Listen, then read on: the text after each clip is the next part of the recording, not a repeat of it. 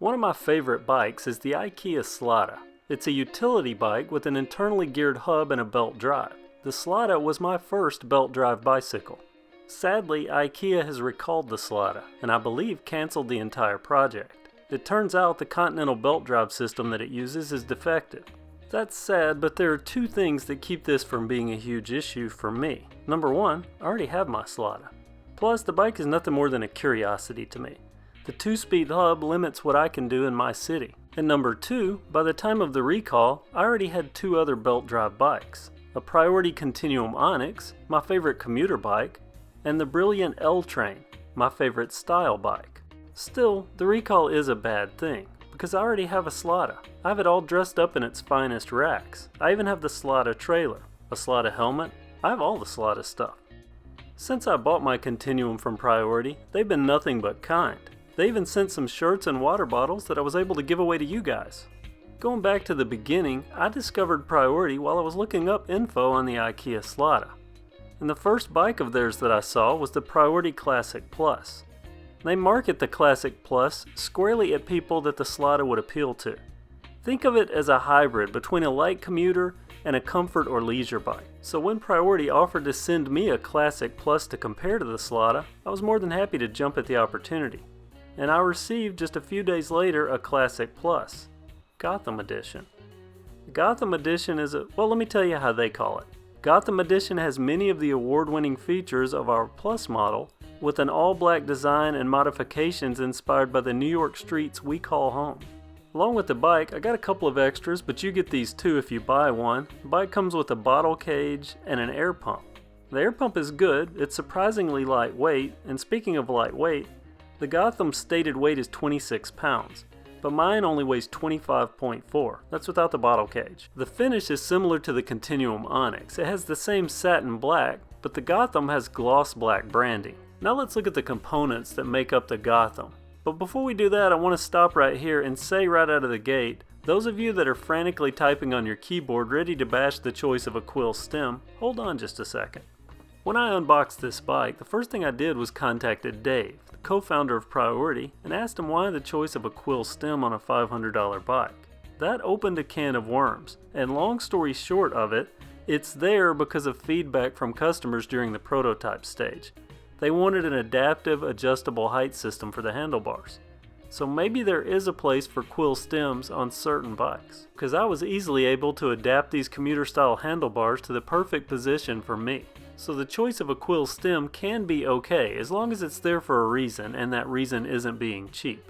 The grips both look and feel like a car tire. They're one of the few things on the bike that I don't particularly like. They are grippy, but they're not comfortable to me. Both the standard Classic Plus and the Gotham Edition are 3-speed bikes, and they shift by way of a Shimano Nexus twist shifter. Beyond the grips, there are alloy brake levers that control V-brakes on the front and rear of the bike. And the frame of this bike is aluminum, but the fork is steel. And like most bikes in the Priority lineup, the tires are commuter-friendly, puncture resistant. And on this one, they're 700 by 35C. The pedals aren't bottom end, but they're not high end either. Which is a contrast with the rest of the drivetrain, which is a Gates carbon drive system. I mentioned this bike is a 3-speed. That's a Shimano Nexus Enter 3. It's an internally geared 3-speed.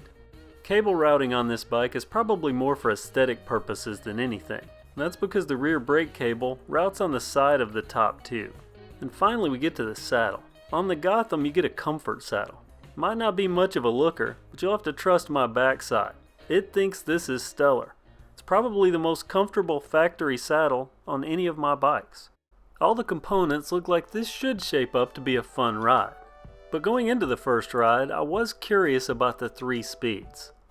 Now this is my third belt-driven Priority bike. Remember, Brilliant is owned by Priority. So I'm well used to the smoothness and the grease-free joy that is the Gates carbon drive. It's my preferred setup for commuting and has, thus far, been totally reliable. And I expect nothing but the same trouble-free, grease-free ride out of the Gotham. But back to those 3 speeds. My previous experience with internally geared hubs has led me to believe that 7 is the minimal for a usably comfortable ride, at least in my city, because we have just enough hills that are just long enough to be annoying. so I had doubts that a 3-speed could manage, at least with my legs providing the power.